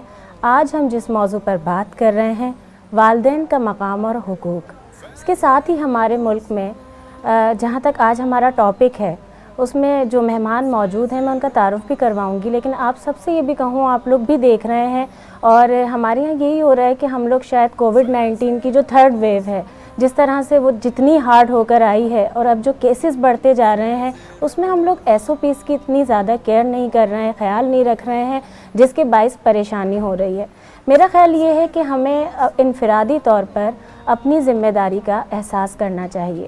اجتماعی طور پر تو کیا ہی جاتا ہے، لیکن انفرادی طور پر اگر کیا جائے تو وہ بہت بہتر ہوتا ہے. اجتماعی طور پر ضروری نہیں ہے کہ لاک ڈاؤن ہو جائے، کوئی خاص آرڈر آ جائے، اس کے بعد آپ مجبوراً SOPs کا خیال کریں یا گھروں میں لاک ہو کر بیٹھیں، اس کے بعد اسٹریس کا شکار ہو جائیں. اس کے ساتھ ساتھ آپ کو خود بھی اس پر عمل کرنا چاہیے. اور یہ جہاں میں نے الفاظ استعمال کیا ہے اسٹریس کا، تو یہ بہت بڑھتا جا رہا ہے. اس کی بہت ساری وجوہات ہیں، اس پر ہم بات کریں گے. اس لفظ کے ساتھ ہی میرے ساتھ موجود آج ہماری جو مہمان ہیں وہ بھی ہیں، لیکن میں اس کے ساتھ آپ سے پہلے یہ کہوں کہ ہمارا جو اسکرین پر نمبر آ رہا ہے، لائیو کال کے ذریعے آپ ہماری لائیو افطار ٹرانسمیشن کا حصہ بن سکتے ہیں. یوٹیوب پر بھی ہمیں جوائن کر سکتے ہیں. فیس بک پر بھی اپنے کامنٹس کے ذریعے جو ہم نے سوال کیا ہے اس کا جواب بھی دے سکتے ہیں، اور اگر کوئی سوال کرنا چاہتے ہیں تو وہ بھی کر سکتے ہیں. مجھے جو 2 مہمانوں نے ابھی جوائن کیا ہے وقفے کے بعد، میں ان کا تعارف کرواتی ہوں. ہمارے ساتھ موجود ہیں ڈاکٹر فائزہ اسلم صاحبہ، ماہر نفسیات ہیں. السلام علیکم، آپ کو خوش آمدید کہوں گی اپنی لائیو افطار ٹرانسمیشن میں. ایک اور مہمان ہمارے ساتھ موجود ہیں، معروف نعت خواں ہیں، محمد جمال ناصر صاحب. السلام علیکم. وعلیکم السلام. آپ دونوں مہمانوں کو خوش آمدید کہیں گے. اور جس طرح سے میں نے بتایا، کیونکہ ہمارا اس سے پہلے دوسرا پینل تھا اور ہم بات کر رہے تھے والدین کا مقام اور ان کے حقوق پر، لیکن ڈاکٹر صاحبہ جب آپ موجود ہیں تو ایسا کیسے ہو سکتا ہے کہ میں اس میں ویریشن نہ لاؤں، نہ صرف والدین کے لیے بلکہ جس طرح میں نے تذکرہ کیا ہمارے ملک کی اوور آل جو اس وقت صورتحال ہے، سچویشن ہے، اس وقت کووڈ کا بالکل الگ الگ ڈیپینڈ کرتا ہے کہ کس طرح سے ویو تو ایک آ گئی یا وبا تو ایک بار آ گئی، لیکن اس کی جو ایفیکٹس ہیں وہ مختلف ہیں. ایک وہ لوگ ہیں ذہنی طور پر کہ جنہیں وہ پیشنٹ بن گئے، کووڈ کا شکار ہو گئے اور وہ ایک بالکل ہی الگ ٹراما میں چلے گئے. ایک وہ فیملی ہے جو اپنے کسی بھی عزیز کو، اپنے ساتھ والے کو تڑپتے ہوئے دیکھ رہی ہے. کچھ والدین ہیں، ان کے بچے ان کے سامنے تڑپ رہے ہیں. کچھ بچے ہیں جو اپنے والدین کو دیکھ رہے ہیں تڑپتا ہوا. اور ایک سب سے اہم نقطہ جو ہے سوال کا جبکہ ہمارے ملک میں جس طرح سے پہلے بھی کون سی ہمارے یہاں بہت روزگار کے مواقع تھے. خاص طور پہ پاکستان کے ساتھ اگر میں شہر قائد کی بات کرتی ہوں تو ہمارے یہاں تو بے روزگاری بڑھتی جا رہی ہے. یہ وہ شہر ہے جہاں پورے پاکستان سے سب کمانے آتے ہیں, لیکن بے روزگاری ہے جو اس لاک ڈاؤن کے بعد, جب ہمارے یہاں فرسٹ ٹائم ہوا لاک ڈاؤن کا آغاز, اس وقت پھر اس کے بعد, اور اب کاروبار کا جو مخصوص ٹائم ہو گیا, اس کی وجہ سے بھی لوگ, کیونکہ رمضان کا مہینہ جب ماہ رمضان المبارک ہوتا ہے اس میں تاجروں کو بڑا اہتمام ہوتا تھا, شاپنگز کا سلسلہ ہوتا ہے, لوگ نکلتے ہیں تو انہیں بڑا ہوتا ہے کہ اب تو ہماری یہ بکری کا ٹائم ہے, اب تو یہ ہماری گاہک آئیں گے, اب تو ہماری دکانیں سجیں گی. لیکن اس میں بہت مایوسی بھی ہو جاتی ہے, اور ایک انسان کے ساتھ نہ جانے کتنے لوگوں کا رزق جڑا ہوا ہوتا ہے. اس کے بارے میں اسٹریس بیسکلی آج میرا کویسچن ہے, جو میں نے اقسام بتائی ہیں, کیونکہ میں نے ان سے آغاز میں ایسے ہی کہا تھا جب ہم لوگ وقفے پر تھے, میں نے کہا سوالات میں نے دینے ہیں, اس کا حل تو سولیوشن آپ کے پاس ہے, ہمارے ناظرین کے لیے بھی. بہت شکریہ. اس وقت کووڈ-19 کی جو صورتحال ہے اس میں جس چیز کا بہت زیادہ اضافہ اس وقت ہماری عوام میں دیکھا جا رہا ہے وہ ہے اسٹریس, اور اسٹریس کو مختلف لیولز پر دیکھا گیا ہے. میرے پاس جو کیسز آئے ہیں, لائک اگر میں 2020 کی بات کرتی ہوں تو مجھے یہ محسوس ہوتا تھا کہ اس میں میرے پاس میرج کاؤنسلنگ کے کیسز بہت آئے, جس میں ہسبینڈ اینڈ وائف کے جھگڑے, کیونکہ ایک گھر کی صورتحال ہی بدلی ہوئی تھی نا. ایک تو مرد حضرات کا کاروبار کی طرف سے اسٹریس, بہت سے لوگوں کی جابس چلی گئیں اس کے حوالے سے, پھر جو جاب پر تھے ان کو تنخواہیں نہیں مل رہی تھیں, پھر اس پہ ترا یہ کہ وہ مرد حضرات گھر میں موجود تھے, یعنی وہ گھر سے ہوم بیسڈ سارے کام کر رہے تھے آفس کے. تو وہ جو انٹریکشن میاں بیوی کا بہت زیادہ بڑھ گیا تھا, جس کی وجہ سے ہسبینڈ کو بھی وائف میں خامیاں زیادہ نظر آ رہی تھیں, اور وائف کو بھی گھر میں بیٹھا ہوا ہسبینڈ بہت برا محسوس ہو رہا تھا. تو اس میں جھگڑے بہت بڑھ گئے تھے. تو میں نے یہ محسوس کیا 2020 میں کہ میرے پاس میرج کاؤنسلنگ کے جو کیسز تھے وہ بہت آئے, یعنی ہر دوسرا کیس اسی کے اوپر ہوتا تھا. اس کے علاوہ جو کیسز تھے وہ سارے ڈپریشن کے اوپر تھے, کیونکہ جس طرح سے کووڈ-19 نے لوگوں کو ہلا کے رکھا ہے ذہنی طور پر اور جسمانی طور پر, تو لوگ اس اسٹریس سے کوپ اپ نہیں کر پا رہے تھے. 2021 کے آغاز کے بعد سے اب تک جس چیز کو میں نے محسوس کیا ہے, اور جو میرے ساتھ میرے انڈر آبزرویشن میں چیزیں رہی ہیں, اس میں بچوں کے کیسز بہت آئے. یعنی بچوں کے کیسز سے جو ایج بریکٹ ہے وہ ایج بریکٹ ایسا ہی ہے 9-10 سال سے لے کے 15-16 سال تک کے بچوں کا. اس میں بچوں کو اور جس چیز کا سامنا ہے وہ سب سے زیادہ انگزائٹی ہے. اچھا, یعنی ان کے اندر انگزائٹی سمٹمز بہت ہیں. ڈاکٹر صاحب میں اس میں پوچھنا چاہوں گی, کیا ریزن اس کا اسکول جب کلوز ہو جاتے ہیں, بچوں کی ایکٹیویٹیز, ڈیلی روٹین چینج ہونا ہے؟ ڈیلی روٹین کا چینج ہونا ہے. پھر آپ دیکھیں کہ یہ جو آن لائن کلاسز ہیں اس میں بچوں کا اسکرین ٹائم بڑھ چکا ہے. ٹھیک ہے. اور وہ آن لائن بچے نام کا پڑھتے ہیں, یعنی اگر آپ آن لائن کلاسز کو یونیورسٹی بیسس پہ دیکھیں تو مجھے محسوس ہوتا ہے کہ وہاں تو پھر بھی بچے ذمہ داری سے پڑھ لیتے ہیں, کیونکہ ان کو پتہ ہوتا ہے کہ انہوں نے سیمسٹر کے اینڈ میں انہوں نے پیپرز دینے ہیں اور اس کے بعد ہی ان کی جی پی بنے گی. لیکن جب ہم چھوٹے بچوں کی بات کرتے ہیں جو گریڈ یعنی ایون اگر میں نرسری کے جی سے بھی بات کروں, مونٹیسری لیول کے بچے بھی, جونیئر کلاسز بھی, چونکہ وہ کہاں بیٹھے آن لائن کلاسز لے رہے ہیں. اور مزے کی بات یہ ہے کہ ان سے زیادہ ان کی مائیں وہ کلاسز لے رہی ہوتی ہیں, کیونکہ ان کو بیٹھنا پڑتا ہے. تو مائیں بیچاری مجھ سے یہی کہتی ہیں کہ ایسا لگتا ہے کہ ہم پڑھ رہے ہیں, وہ بچے نہیں پڑھ رہے, ہم پڑھ رہے ہیں. تو وہ جو اسکرین ٹائم کا بڑھنا ہے اس نے بہت مسئلے مسائل بچوں میں کریٹ کیے. اب ہوتا یہ ہے کہ اگر تھوڑا سا بچہ بڑا ہے نا 9-10 سال کا, اب وہ خود ہی ٹیبلٹ لے کے بیٹھا ہوا ہے. اب کیا کرتا ہے, وہ والا ٹیب کلوز کر کے وہ جمپ کر دیتا ہے کسی اور ٹیب کے اوپر, یعنی کوئی اور ونڈو کھول لیتا ہے. اس میں ماں باپ کو کچھ نہیں پتا کہ بچہ کیا دیکھ رہا ہے. ڈفرینٹ آپشنس یوٹیوب کے چل رہے ہوتے ہیں, اور ڈفرینٹ چینلز کے چل رہے ہوتے ہیں, یا ڈفرینٹ ایپس کے چل رہے ہوتے ہیں. اور ابھی ہم اتنے ایڈوانس نہیں ہوئے, ہمارے یہاں اگر ملکی سطح پر ہو بھی جائے کہ ہم اپنے پاس بیٹھ کر کچھ چیزیں کر سکیں کہ ہاں ہم نے یہ لاک کر دیا ہے, ہم اس کے بالکل محتاج ہیں. اس میں ہم لاک کر بھی سکتے ہیں, لیکن بہت سے پیرنٹس کو اس کی اویئرنیس نہیں ہوتی, اور جب ان کو اویئرنیس آتی ہے تو پانی سر سے گزر چکا ہے. لیکن یہ تو ہمارے ملک کا ہی المیہ ہے, جب ہم آئے اس سسٹم کی طرف آئے تو ہم ویسے مینٹلی ہمارا ملک, ہمارے شہری, ہم لوگ کوئی بھی تیار ہی نہیں تھا کیونکہ یہ چیزیں آن لائن ایجوکیشن ہمارے یہاں پہلے سے ورلڈ میں تو ہوتی آ رہی ہے انٹرنیشنلی، لیکن پاکستان میں اس طرح پاکستان میں اس کے صورتحال بالکل مختلف تھی. بچوں نے وہ جو گھر کے ماحول میں رہتے ہوئے ایک تو اسٹریس کو بہت زیادہ بچوں نے آپٹ کیا، گھر کے ماحول سے انہوں نے جذب کیا اپنے اندر، پیرنٹس کے آپس کے جھگڑوں سے انہوں نے جذب کیا اپنے اندر. پھر اس کے بعد جب اسکول کھلے لاسٹ ایئر لمبے لاک ڈاؤن کی صورتحال کے بعد، تو بچوں کا من ہی نہ کرے اسکول جانے کو. اب وہ اس کے اوپر بہانے، اور جائیں تو اس کے بعد ان کو یہ لگے کہ اس ٹیچر سے ان کو پریشانی ہے، اس بچے سے. لیکن ٹائم کیونکہ ہماری لائیو افطار ٹرانسمیشن ہے، میں چاہوں گی ہم سالوشن کی طرف جائیں. تو ڈسکشن ہو رہی ہے ہماری کہ یہ وہی چیز ہے جیسے میں نے بتایا، یہ پرابلمس کی طرف ہم آ گئے. اچھا، یہ جب اس طرح کی چیزیں آئیں، جیسے میں نے بھی آپ کو اسٹیپ بائی اسٹیپ بتایا، چاہے اس میں ہمارے یہاں بزنس مین ہو، ڈیلی بیسس پر کوئی بھی کام کرنے والا ہے، یا یہی بچوں کی بات ہو رہی ہے، پیرنٹس بھی بہت ڈسٹرب ہوئے. ہم لائف اسٹائل کو ان چیزوں سے نکالنے کے لیے بیسک، کیونکہ اسٹریس کی بھی اقسام ہیں، اور یہ فرسٹ ٹائم یعنی فرسٹ ہی آپ کو اسٹریس جو ہے وہ ساری ہی جگہ کنیکٹ کر دیتا ہے کہیں نہ کہیں سے. سمجھیں آپ کی لائف میں پرابلمز اسٹارٹ ہو گئیں، ان سے باہر کیسے نکلا جا سکتا ہے؟ ان سے باہر نکلنے کے لیے جس چیز کے اوپر میں بہت زیادہ زور دیتی ہوں وہ ہے فزیکل ایکٹیویٹی. ٹھیک ہے، کیونکہ فزیکل ایکٹیویٹی ہماری مینٹل اسٹرینتھ کو بڑھاتی ہے. ٹھیک ہے. میری ہر پیرنٹ سے یہی گزارش ہوتی ہے جب وہ آتے ہیں کہ آپ اپنے بچے کی فزیکل ایکٹیویٹی، یعنی اس کو باہر جاگنگ پہ لے کے جانا، اس کو واک پہ، اس کو کھیل کود کے مواقع اس کو فراہم کریں، اس کو مینٹل ایکسرسائزز کے مواقع فراہم کریں. یعنی گھر میں ان کو اس طرح کے کھیل کھیلنے کا موقع دیں. جیسے چھوٹے بچے ہوتے ہیں وہ گڑیا گڈے کا کھیل کھیلتے ہیں، مٹی سے کھیلتے ہیں، جو ہوا کرتی تھی، جو پہلے ہوا کرتی تھیں اور اب ختم ہوتی جا رہی ہیں. اب بچے جو ہیں وہ اسکرین ٹائم پہ ایپس میں اپنے گیمز کھیل رہے ہوتے ہیں. اس سے بہتر ہے کہ بچوں کو آپ کچھ مینوئل گیمز دیں، بورڈ گیمز دیں، کیرم ہے، لوڈو ہے، اس طرح کے گیمز دیں.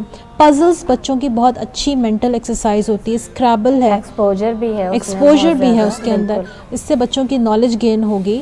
تو اس طرح کے گیمز کی طرف بچوں کا رجحان بڑھایا جائے، ان کو اس میں انوالو کیا جائے. اس کا سمپل سے آنسر ہم اس چیز میں سمجھیں نا کہ جو ہماری روایات ہیں، جو ہمارے کلچر کا حصہ ہیں چیزیں، اگر ہم انہیں بہت دور پیچھے کہیں چھوڑ آئیں گے تو یہی پرابلمس فیس کرنی پڑیں گی ہمیں، اور انہیں ساتھ لے کر چلیں گے تو ہر مسئلے کا حل. مسئلہ یہ ہے نا کہ ابھی ماں باپ اپنے بچے کی تربیت نہیں کر رہے ہیں. ہاں، ابھی موبائل اور میڈیا کر رہا ہے بچوں کی تربیت. اچھا ڈاکٹر صاحب، سوالات میرے بہت سارے ہیں، لیکن ہمارے ساتھ جمال ناصر صاحب بھی موجود ہیں. میں چاہوں گی کوئی نذرانہ عقیدت پیش کیجیے.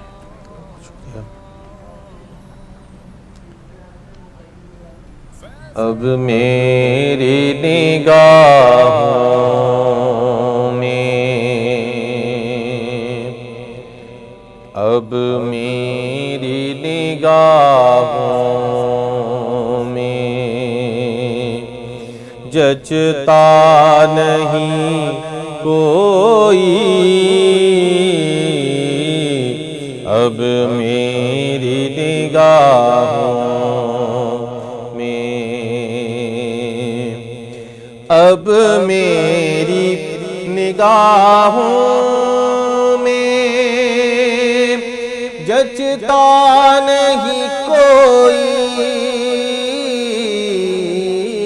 اب میری نگاہوں میں جچتا نہیں کوئی،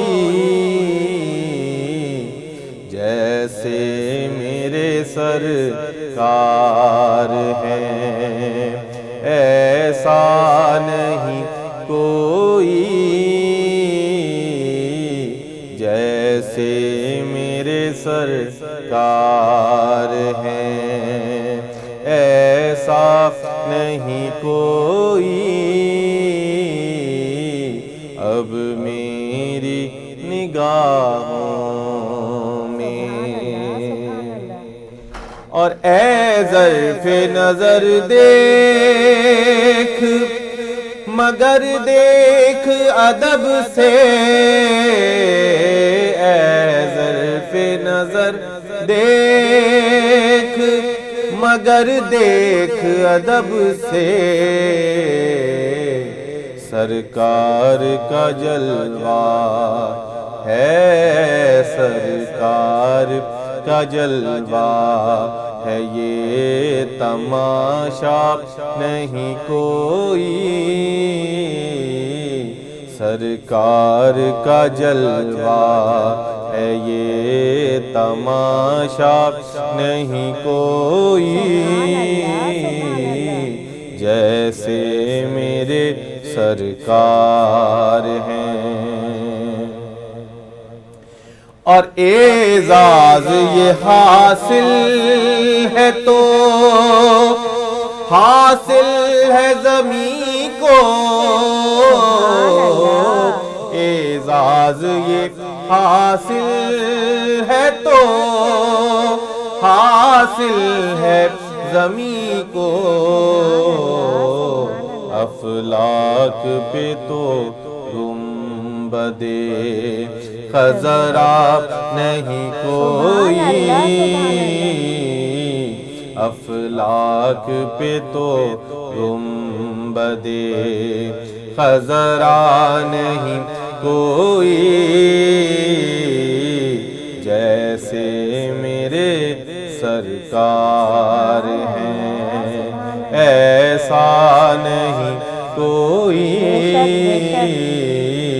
جیسے میرے سرکار۔ سبحان اللہ سبحان اللہ، جزاک اللہ خیر۔ اور یہی جہاں ہم بات کر رہے ہیں، ذکر الہی بھی ہو رہا ہے، ذکر مصطفیٰ بھی ہو رہا ہے، رمضان المبارک کے مہینے یہ بہت خوبصورت اور بابرکت محفل سجی ہوئی ہے، اس کے سلسلے کا آغاز تو کر دیا ہے اور باقی ہم آگے بھی چلتے رہیں گے۔ اس وقت ہمارے ساتھ ہمارے فیض ٹی وی نیٹ ورک کے نمائندے شہزاد میمن ٹنڈو باغوں سے موجود ہیں، وہ کون سی رپورٹ پیش کر رہے ہیں، چلیں چل کے جا کر دیکھتے ہیں۔ جی بالکل، اس وقت میں موجود ہوں ٹنڈو باغوں کے یوٹیلٹی اسٹور میں، جہاں رمضان کا ماہ برکت والا مہینہ آتے ہی یوٹیلٹی اسٹور پہ بڑی تعداد میں رش ہو گئی ہے، لیکن یہاں پہ کچھ بھی نہیں مل رہا ہے، انتظامیہ کی جانب سے کوئی بھی سہولیات وغیرہ نہیں دی گئی ہے۔ مزید جانتے ہیں ٹنڈو باغوں کے شہریوں سے۔ بھائی یہ نام کا یوٹیلٹی اسٹور ہے، صرف نام کا یوٹیلٹی اسٹور، یہاں نہ چینی ملتی ہے، نہ آٹا ملتا ہے، نہ گھی ملتا ہے، اگر وہ آتا ہے تو آدھے گھنٹے میں پتہ نہیں کہاں گم ہو جاتا ہے، کون لے کے جاتا ہے، کہاں جاتا ہے، یہ تو ہم کو بھی پتہ نہیں، لیکن یہ صرف نام کا یوٹیلٹی اسٹور ہے۔ اشیاء اس میں جو کھانے پینے کی اشیاء ہے وہ بھی موجود نہیں ہے، جو روزمرہ کی اشیاء ہے جیسے چینی ہو گئی، آٹا ہو گیا، یا مطلب گھی ہو گیا، وہ 5 منٹ میں آتا ہے اور 5 منٹ میں ختم ہو جاتا ہے۔ نام کا ہی ہے، اس میں کوئی بھی فیسلٹی نہیں ہے، نہ آٹا ہے، نہ چینی ہے، نہ گھی ہے، بار بار آتے ہیں ورنہ دلا سے ملتے ہیں، کچھ بھی نہیں ملتا ہے۔ ہم غریب لوگ ہیں، ہم گورنمنٹ سے پرزور اپیل کرتے ہیں کہ یہ ارینجمنٹ کر کے دیں، ہم غریب بندے اس فندے سے جان چھڑا سکے، مہربانی۔ ناظرین، آپ نے دیکھا کہ کس طرح سے شہزاد میمن صاحب بتا رہے تھے، جہاں رمضان المبارک ہے، میں شروع سے ہی ہمارے نمائندے جس شہر میں موجود ہیں وہاں جس طرح سے عوام کو مشکلات کا سامنا کرنا پڑ رہا ہے وہ دکھا رہے ہیں آپ کو لمحہ بلمحہ فیض ٹی وی نیٹ ورک کے ذریعے سے۔ اور میں بھی حکومت پاکستان سے مطالبہ کرتی ہوں، حکومت سندھ سے بھی مطالبہ کرتی ہوں کہ خدارہ ماہ رمضان ہے، عوام کا کچھ خیال کریں، عوام کی مشکلات کا کچھ خیال کریں۔ یہ کہاں سے کہاں چینی شکر کہاں پہنچا دی گئی ہے، جہاں ایک غریب عوام لائنوں میں لگی ہوئی ہے اور اس کا کوئی سننے والا نہیں ہے۔ باتوں کا سلسلہ جہاں تھا اسی سے آغاز کریں گے اور میں پھر آنا چاہوں گی ڈاکٹر صاحبہ کی جانب۔ ڈاکٹر صاحبہ، رمضان المبارک کا مہینہ ہے اور جہاں ہم صبر و شکر کی بات کرتے ہیں، بہت ساری چیزیں ایسی ہوتی ہیں جس میں روز کے روٹین جہاں ہم سحر اور افطار کر رہے ہوتے ہیں اس میں بھی بہت ساری تبدیلی لا کر، چینجز لا کر ہم اپنے پورے سال کے لیے اپنی ہیلتھ کو باقاعدہ طور پر اچھا کر سکتے ہیں۔ اسی طریقے سے ہماری ایکسرسائز بھی ہے اس میں حصہ، اور آج آپ جو موجود ہیں یہاں پر تو ہم ماہر نفسیات کے طور پر بہت سارے سوالات میرے ذہن میں بھی ایسے ہیں تاکہ ہمارے لوگوں تک پہنچیں اور جو وہ چاہتے ہیں جاننا ان تک، کیونکہ میرے پاس یہاں پہ کوئسچنز بھی آتے جا رہے ہیں۔ ایک سوال ہمارے پاس جو سب جگہ سے ہی آ رہا ہے وہ سب سے زیادہ اہم یہ ہے کہ ہم کس طرح سے اس میں تبدیلی لے کر آ سکتے ہیں اچھی وے میں۔ رمضان المبارک جب آتا ہے تو جو بھی ہمارے ساتھ پرابلمز ہیں، چیزیں، کیونکہ لوگ بہت زیادہ غصہ کرنے لگتے ہیں، روزہ وہ خود اپنے لیے رکھتے ہیں، اللہ تعالیٰ کے لیے رکھتے ہیں، لیکن ایسا لگتا ہے میرا روزہ ہے۔ جب آپس میں لڑائی ہوتی ہے، غصہ آتا ہے تو ہوتا ہے میرا روزہ ہے، تو روزہ رکھ کر تو کوئی کسی پر احسان نہیں کر رہا۔ تو یہ ہم ایک دم سے جب عبادت کا مہینہ آتا ہے تو یہ ساری ہم غصے میں، اشتعال میں روزہ رکھ کر اس طرف چلے جاتے ہیں؟ اس کی وجوہات بیسکلی کیا ہیں؟ دیکھیں، ہمیں رمضان کی روزے کی روح کے بارے میں نہیں پتہ. جی ٹھیک ہے. رمضان بیسکلی ہماری مکینیکل سینس اور اسپریچول سینس پہ کام کرنے کا نام ہے. بالکل بالکل. اور رمضان کہتے ہیں کہ خاموشی کا مہینہ ہے. میرے مینٹور، میرے استاد مجھے یہ سمجھاتے ہیں کہ دیکھو بیٹا، رمضان جو ہے وہ خاموشی کا مہینہ ہے. ہم اس مہینے میں خاموشی کو پریکٹس کر کے اپنے اندر کی بے چینی کو، اضطرابیت کو، انر ٹاک کو، جس کو سائیکالوجی کی زبان میں انر چیٹرنگ کہا جاتا ہے، اس کو ہم کام ڈاؤن کر سکتے ہیں. اس کی ہم پریکٹس اس طرح سے کر سکتے ہیں کہ ہم طے کر لیں کہ 2 اذانوں کے درمیان ہم خاموشی اختیار کریں گے، ہم کسی سے بات نہیں کریں گے. ہم کچھ وقت اپنا رات کا ایسا طے کر لیں کہ اس دوران میں کسی سے بات نہیں کروں گی. ٹھیک ہے نا. تو اس طرح کی پریکٹس سے ہمارے جو بہت سے روحانی مسائل ہیں، جیسے غصے کی آپ نے بات کی. بالکل بالکل. غصہ روحانی مسئلہ ہے. دیکھیں، غصے کے بارے میں اگر ہم کسی بھی ادیان میں پوچھتے ہیں تو کوئی بھی اس کو، مطلب سب اس کو برا کہتے ہیں. امام غزالی کے بارے میں آتا ہے کہ وہ اس کے بارے میں یہ کہتے ہیں کہ اللہ تعالیٰ نے اگر ایک ایموشن ہمارے اندر رکھا ہے تو یقیناً اس کی کوئی نہ کوئی افادیت ہمارے اندر موجود ہے. کیونکہ غصہ ہم جب کسی برائی کو دیکھتے ہیں اور اس پہ ہمیں غصہ آتا ہے تبھی تو ہم اس برائی کو دور کرنے کی کوشش کرتے ہیں. ادروائز انسان کیوں اس برائی کو دور کرے گا؟ اسی طرح سے آپ حسد کو لے لیجئے. حسد کے بارے میں کہا جاتا ہے کہ حسد نیکیوں کو کھا جاتا ہے. حسد کرنے والا کیا کرتا ہے؟ بیسکلی اپنے آپ کو دوسرے سے کمپیئر کر کے خود کو لیٹ ڈاؤن کرتا ہے، یعنی وہ خود اپنی انسلٹ اپنے ہی ہاتھوں کرتا ہے. تو رمضان بیسکلی ہماری تربیت کیا کرتا ہے کہ ہم نے اپنے اوپر توجہ دینی کہ ہم خود کو کیسے گرو کر سکتے ہیں، ہم خود کو امپورٹنٹ سمجھیں. کیونکہ اللہ تعالیٰ نے ہمیں نہایت امپورٹنٹ بنایا ہے، اللہ نے ہمیں کیپیبل بنایا ہے. لیکن ہم چونکہ خود کو انڈر ایسٹیمیٹ کرتے ہیں، ہم اپنی صلاحیتوں کو نہیں پہچانتے، تو اس کے بعد کا جو نتیجہ ہوتا ہے وہ یہ ہوتا ہے کہ ہم یہ سمجھتے ہیں کہ ہم کوئی اچھی چیز اپنی لائف میں ڈیزرو نہیں کر سکتے. آج ہی میری ایک بچی سے بات ہو رہی تھی، اس نے کہا مجھے لگتا ہے میں ڈیزرو نہیں کرتی. میں نے کہا تم کیوں نہیں ڈیزرو کرتی؟ تم بالکل ڈیزرو کرتی ہو. تمہیں سب سے پہلے تو یہ ماننا ہوگا کہ تم ایک خوش قسمت انسان ہو. جب تک تم اپنے آپ کو یہ نہیں سمجھو گی تو تم کیسے کسی اچھی چیز کو ڈیزرو کر سکتی ہو لائف میں؟ تو ہر انسان کے بارے میں یہی ہے. اور آپ دیکھیں کہ رمضان آپ کے فوکس آف اٹینشن کو بہتر کرتا ہے. بالکل. ایک لائر سے میری بات ہو رہی تو انہوں نے کہا کہ جب مجھے کوئی بڑا کیس ریڈی کرنا ہوتا ہے تو میں روزہ رکھ لیتا ہوں. میں نے کہا کیوں؟ کہنے لگے کہ دیکھیں روزے میں ہوتا کیا ہے، ہم اگر آپ عام دنوں میں دیکھیں تو انسان کھانے پینے کی طرف ہر وقت یہ سوچتا ہے یہ کھا لوں، یہ پی لوں، اب چائے کا ٹائم ہے، اب کولڈ ڈرنک کا دل چاہ رہا ہے، اب پیاس لگ رہی ہے، اب بھوک لگ رہی ہے. روزے میں آپ کھانے پینے کی طرف سے دھیان ہٹا کے اپنے کام پہ بہت اچھے سے فوکس ہو جاتے ہیں. تو رمضان بیسکلی فوکس اور اٹینشن کا مہینہ ہے. کیونکہ سائنس کہاں سے آیا؟ وہی قرآن پاک سے. جو آج ہم آج اگر ہم نفسیات پر بھی لوگوں کی بات کر رہے ہیں، ڈسکس کر رہے ہیں، جب ہم نماز، روزہ، وضو ہر چیز میں جاتے ہیں، کہاں سے آ رہا ہے؟ وہی اسلام سے. دین اسلام کی خوبصورتی تو یہی ہے. اور ہمارے لیے بحیثیت مسلمان یہ بہت بڑا المیہ ہے کہ ہمارا علم، ہماری محبتیں، ہماری چیزیں، ہمارے سارے مرتبے ہماری ہی کتاب سے لے کر نان مسلمس تو اس پر عمل کر رہے ہیں، لیکن ہم لوگ بڑا تکلیف ہوتی ہے اس چیز میں کہ اس سے خالی ہیں. اچھا ڈاکٹر صاحبہ، بڑی خوبصورت آپ نے بات کی. ہم نے جب سائنس پڑھی، ہم نے کوئی بھی ہمارے سبجیکٹس جتنے آئے، اگر میں بولتی ہوں سائنس سے نکلتے ہیں، باٹنی ہو، زولوجی ہو، پھر اس کے بعد فزکس، کیمسٹری، بے شمار چیزیں ہیں. تو اب سبجیکٹس اگر میں بتاؤں گی تو اس کی لائن لگ جائے گی، لیکن اگر ہم ٹیکنیک دیکھیں تو وہ قرآن مجید کے ساتھ ہی ہمیں ہر چیز ملی.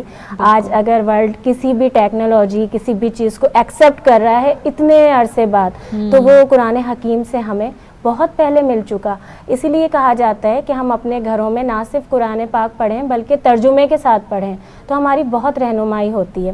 آج کا ہمارا ٹاپک والدین کے حقوق اور ان کا مقام تھا، اور میں اس میں خاص طور پر ایک سوال آپ سے کرنا چاہتی ہوں. میں نے آغاز میں بھی کہا تھا کہ کیا یہ یورپین کنٹریز میں جو ہوتا تھا ہم اس کے پیچھے بھاگتے چلے جا رہے ہیں؟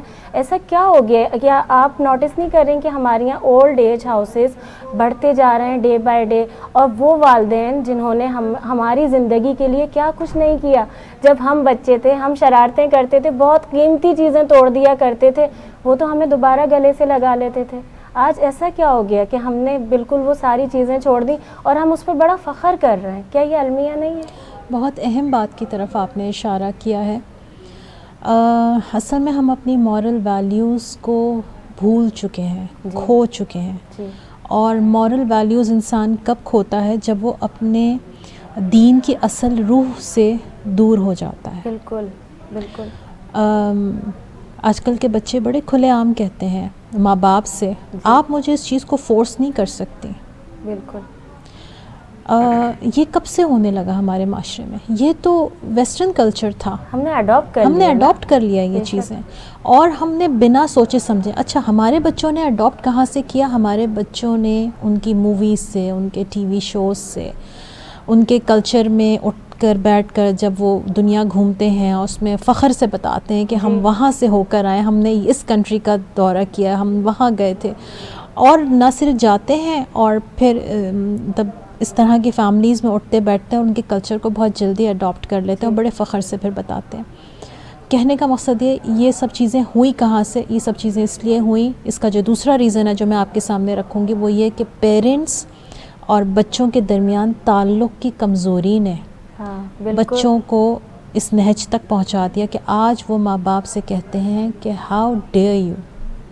اس کا ہمیں بہترین اس کا حل یہ نہیں لگتا جس طرح وہی جو میں نے اس وقت کہا تھا، ہمیں روایات، ٹھیک ہے مانا کہ لائف اسٹائل چینج ہو چکا ہے، پہلے دونوں پیرنٹس نہیں ہوتے تھے ورکنگ، اب ہو چکے ہیں، لیکن اس میں بھی ٹائم مینیج، ہم لائف کا بھی تو، یا ہم کسی کلاس میں ہوتے ہیں، ہم کہیں جاب کرتے ہیں، وہاں ایک پراپر ایک ٹائم ٹیبل ہوتا ہے، انسٹرکشنز ہوتی ہیں، ہمیں وہ سب کچھ چارٹ کی طرح ہمیں فالو کرنا پڑتا ہے۔ تو کیا اگر ہم ڈاکٹر صاحبہ اپنی لائف کے اندر اسی طرح ٹائم ٹیبل، پیرنٹس ہوں یا بچے ہوں، ہم آپس میں اگر وہ فائنلائز کر کے اور اس کو فالو کرنے لگے تو آسانی نہیں ہو جائے گی؟ ٹائم ٹیبل سے مراد آپ کی ٹائم ہم دیتے رہیں، یعنی ہم نے اگر ورکنگ بھی ہیں کہ ہم نے کاؤنسلنگ کا ٹائم کون سا رکھنا ہے، کیونکہ ہم اس چیز کو تو بھول چکے ہیں نا۔ ٹھیک کہا آپ نے۔ اس میں میں یہ سمجھتی ہوں کہ پیرنٹس کو روزانہ کی بنیاد پر بچوں کے ساتھ ایک ٹیبل ٹاک کرنی چاہیے۔ وہ ٹیبل ٹاک کا بہترین ٹائم آپ کے رات کا ڈنر ٹائم ہو سکتا ہے۔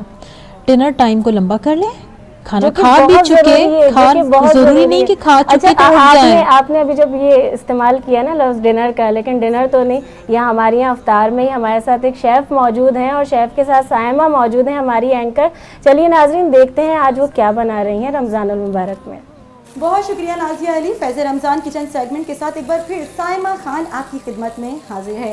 جیسا کہ آپ لوگ جانتے ہیں کہ ہم اپنے سیگمنٹ میں ہر دفعہ ایک نئی ریسیپی، ایک نئی ڈش لے کر آپ کے سامنے حاضر ہوتے ہیں جو آسان ہوتی ہے اور جلدی سے جھٹ پٹ تیار بھی ہو جاتی ہے۔ اور نازیہ علی، جس طرح آپ کے سیگمنٹس کو سے ہم فیضیاب ہوتے ہیں، تمام تر نعت خواں اسکالر سے ہم فیضیاب ہو رہے ہوتے ہیں، یہ موقع ایسا ہوتا ہے افطاری کا کہ کچھ لمحے قبل یعنی کہ آدھا گھنٹہ پہلے تمام تر لوگ ٹی وی کے آگے بیٹھ کر یہ تمام چیزیں دیکھ رہے ہوتے ہیں، تو یقیناً وہ تمام لوگ آپ کے تمام تر سیگمنٹس کو انجوائے کرتے ہوں گے اور فیضیاب بھی ہوتے ہوں گے، اسی طرح جس طرح کہ آپ ہماری ڈشز کو آفٹر افطاری انجوائے کرتی ہیں۔ اور وہ تمام تر ڈشیں ہماری جو تیار کرتے ہیں وہ ہمارے ہیں کوکنگ ایکسپرٹ زہیر طاہر صاحب۔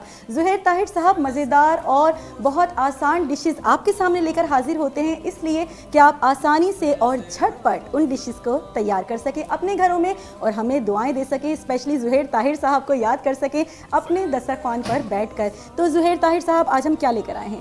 آج چکن چپلی کباب اور بیف چپلی کباب لے کے آئے ہیں۔ واو، مطلب ایک ہی وقت میں دو ریسیپیز آپ کے لیے تیار ہو رہی ہیں اور جھٹ پٹ۔ اور اس کے اندر جو سائڈ پہ رکھا ہوا ہے یہ ہے کھوپرا، ٹھیک ہے، دھنیا، اوکے، اور اس کے اندر کھوپرا ملا کے اس کو پیس کے نکال کے رکھا ہوا ہے، مطلب یہ سائڈ لائن سائڈ اس کے ساتھ لینے کے لیے سوس ٹائپ کی چیز ہے یہ۔ اچھا زہیر صاحب، آپ نے کچھ کباب یہاں پر تیار کر کے رکھے ہیں اور کچھ ہمارے فرائی پین میں موجود ہیں، تو ہمارے ناظرین کو بتائیے کہ کون سے کباب تیار ہو چکے ہیں؟ یہ چکن کے تیار ہو چکے ہیں، اوکے، اور یہ بیف کے ہیں۔ ٹھیک ہے، سب سے پہلے چکن کی ریسیپی آپ بتائیے کیا کیا ڈلی ہے اس میں انگریڈینٹس؟ اس کے اندر چکن قیمہ ہے، دانا ہے، زیرو ہے، जी, हल्दी है, ठीक है, अदरक लहसुन का मसाला डाला हुआ है इसमें, थोड़ा सा, ज़्यादा नहीं, थोड़ा सा डाला हुआ है।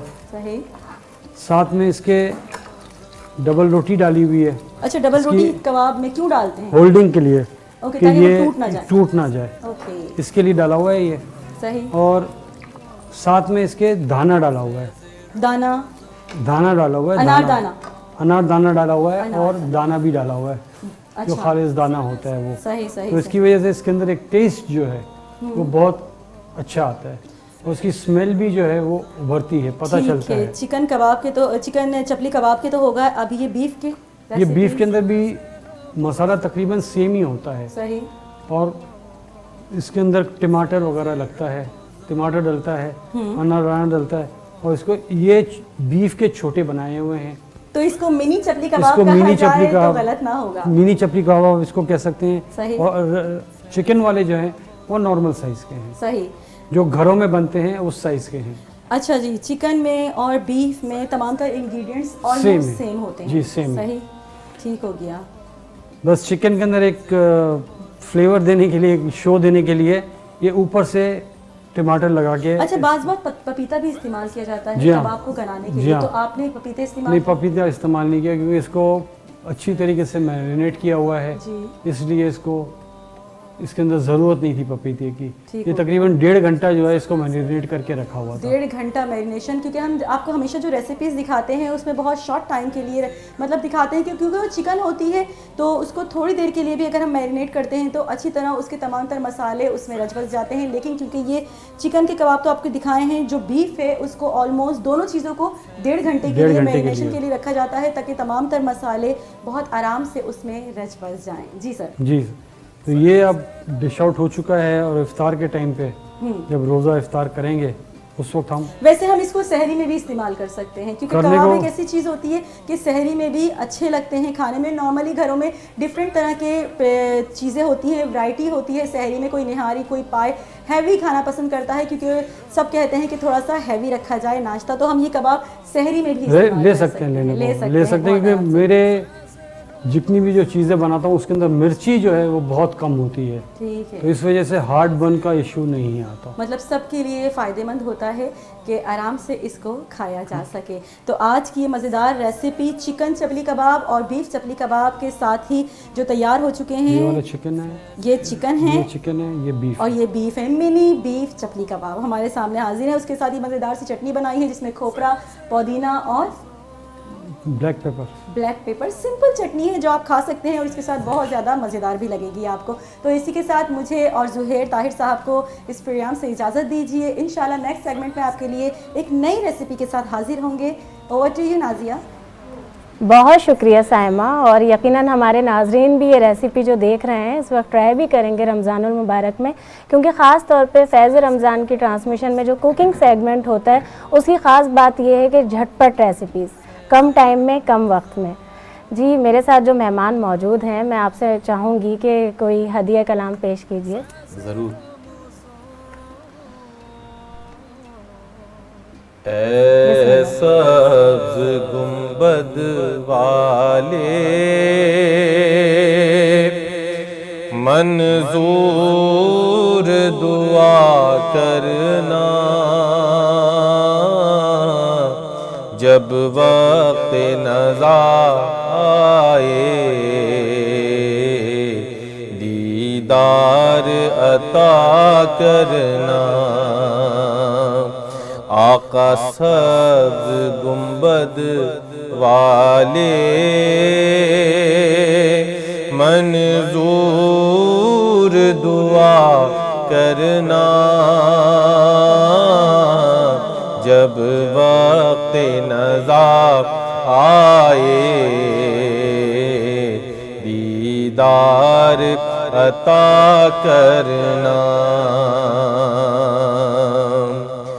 मैं कब्र अंधेरी में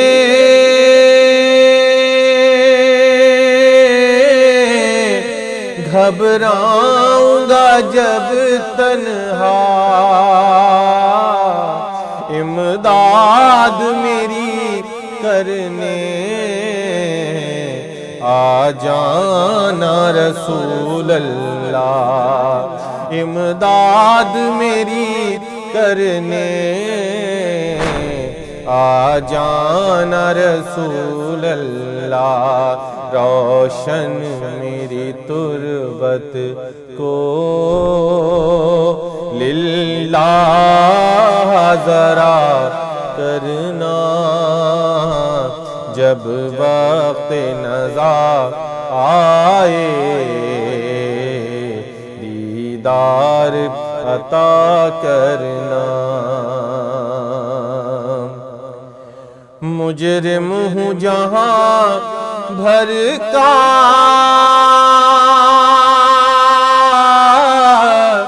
محشر میں بھرم رکھنا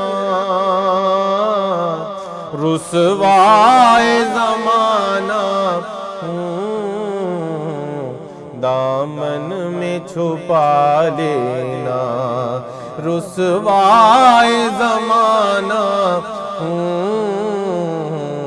دامن میں چھپا لینا مقبول دعا میری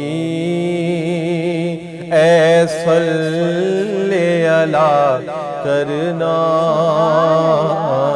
جب وقت نزا آئے دیدار عطا کرنا آقا سبز گنبد والے منظور دعا کرنا جب وقت نزا آئے دیدار عطا کرنا. بہت شکریہ، جزاک اللہ خیر، جزاک اللہ خیر. سبحان اللہ سبحان اللہ. ڈاکٹر صاحبہ آپ کی جانب آنا چاہوں گی. ہم نے بات کی کووڈ پر، آج کا جو ہمارا ٹاپک تھا والدین کے حقوق پر، ان کے مقام پر، لیکن سوالات جس طرح سے آج آپ موجود ہیں ہمارے ساتھ تو اس میں اتنے سارے سوالات ہیں اور ٹائم ہمارے پاس لائیو افطار ٹرانسمیشن کی وجہ سے یقیناً کم ہوتا ہے. میں چاہوں گی کہ ایک خاص طور پر المیہ ہے ہمارے ملک کا، بلکہ اب تو بڑھتا جا رہا ہے ہر جگہ. ایشین کنٹریز کی جب ہم بات کرتے ہیں وہاں یہ المیہ زیادہ پایا جاتا ہے. ہم آج تک نفسیاتی جو بیماریاں ہوتی ہیں ان کو ہم نے ذہنی طور پر قبول ہی نہیں کیا ہے. ہمارے معاشرے میں، ہماری سوسائٹی میں اس کو تسلیم نہیں کیا گیا ہے اور زیادہ تر گھر تباہ ہو جاتے ہیں، بیٹیوں کی طلاقیں ہو جاتی ہیں، بچوں کے ساتھ مسئلے ہوتے ہیں صرف جادو، ٹونا، تعویذ، ان چیزوں کی وجہ سے. اس بارے میں کیا کہیں گی کہ اس سے افیکٹڈ کیسز کتنے آتے ہیں آپ کے پاس اور کیا یہ شرح واقعتاً بڑھتی جا رہی ہے کہ ہمارے یہاں ہم کسی بھی بیماری کو سمجھنے کی کوشش ہی نہیں کرتے کہ کہاں کاؤنسلنگ کی ضرورت ہے؟ کیونکہ بہت ساری چیزیں ایسی ہیں، انسان کے ساتھ کوئی حادثہ ہو جاتا ہے وہ ٹراما میں چلا جاتا ہے اور جو دماغ ہوتا ہے اس کی کنڈیشن اس طرح کی ہو جاتی ہے کہ وہ ایکسیپٹ نہیں کر پا رہا ہوتا. اس کی وجہ سے بہت ساری چیزیں ہوتی ہیں. ہمارے یہاں کہتے ہیں اس پہ تو جن آ گیا ہے، اس کے ساتھ تو کسی نے کچھ کر دیا ہے، اس وجہ سے ہو رہا ہے. جبکہ قرآن پاک میں ہر پریشانی کا حل موجود ہے. ہم قرآن پاک تو کھولتے نہیں ہیں، ہم کسی بابا کے پاس چلے جاتے ہیں، ہم کسی پیرنی کے پاس چلے جاتے ہیں. اسی رمضان المبارک کے اندر ایک بڑا ہی تکلیف کا منظر ہم نے دیکھا، آپ بھی جانتی ہوں گی. میں یہیں اسی لائیو افطار ٹرانسمیشن کے لیے تیار ہو رہی تھی، میک اپ روم میں تھی اور یہاں ہمارے پاس ایک بریکنگ آتی ہے کہ معصوم بچی کو کس طرح سے ماں باپ لے کر گئے اور جعلی پیرنیوں نے قتل کر دیا. وہی چیزیں جو ہمارے یہاں جن اتارنے کے لیے خواتین کے ساتھ کیا جاتا ہے، اس کے بارے میں بتائیے، ہمارے پاس ٹائم بہت کم ہے. دیکھیں، سب سے پہلی بات تو یہ کہ ہمارے جو معاشرتی علمی کی طرف آپ نے اشارہ کیا، یقیناً آپ کی بات درست ہے. ہمیں یہ سمجھنے کی ضرورت ہے کہ جیسے جسمانی بیماریاں ہوتی ہیں اسی طرح سے ذہنی بیماریاں بھی ہوتی ہیں. جی بالکل، ہمیں یہ بات سب سے پہلے سمجھنے کی ضرورت ہے. جب ہم یہ سمجھ لیں گے اور ہم اس کو ایکسیپٹ کر لیں گے، ہمارے معاشرے میں ایکسیپٹنس نہیں ہے نا اس کی، جب ہم اس کو ایکسیپٹ کر لیں گے تو ہم لازمی طور پر کسی سائیکیاٹرسٹ، سائیکالوجسٹ کی طرف رجوع کریں گے، نہ کہ ہم کسی عامل بابا، کسی پیر کی طرف جائیں گے اور ان سے کہیں گے کہ ہمیں لگتا ہے کہ ہمارے بچے پر جن آ گیا ہے. دیکھیں، اور اگر ہم جن بھوت پریت کی بات بھی کرتے ہیں تو اس میں مجھے یہ کہنے میں بڑی افسوس ہوتا ہے کہ ہم لوگ اس کے لیے بجائے اس کے کہ کلام پاک ہمارے پاس ہے اور ہم اس کو پڑھ کے اپنے اوپر یا اپنے بچوں پہ دم کر سکتے ہیں، جو ہمیں سیرت سے بھی پتہ لگتا ہے، لیکن ہم کیوں کسی عامل بابا کے پاس جاتے ہیں؟ ہم کیوں اپنے اوپر بھروسہ نہیں کرتے؟ اللہ کے کلام پہ ہمارا بھروسہ اٹھ گیا ہے کیا؟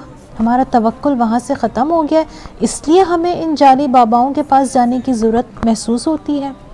یہ ہمارے لیے ایک بہت بڑا کویسچن ہے اس پلیٹ فارم سے. بالکل. اچھا وہی بات ہے نا کہ ہم اتنی ساری باتیں کر رہے ہیں، اس میں سوالات کوئی نہ کوئی میرے ذہن میں رہتا ہے، ہو سکتا ہے کہ کچھ سوالات مس بھی ہو گئے ہوں، لیکن وہی بات ہے کہ لائیو ہماری افطار ٹرانسمیشن ہے، وقت کم ہوتا ہے ہمارے پاس. بہت شکریہ ڈاکٹر صاحبہ آپ کا بھی بہت شکریہ نعمان. اور اختتام کی طرف جب ہم لوگ جائیں گے تو میں چاہوں گی آپ بھی کوئی ہدیہ پیش کریں.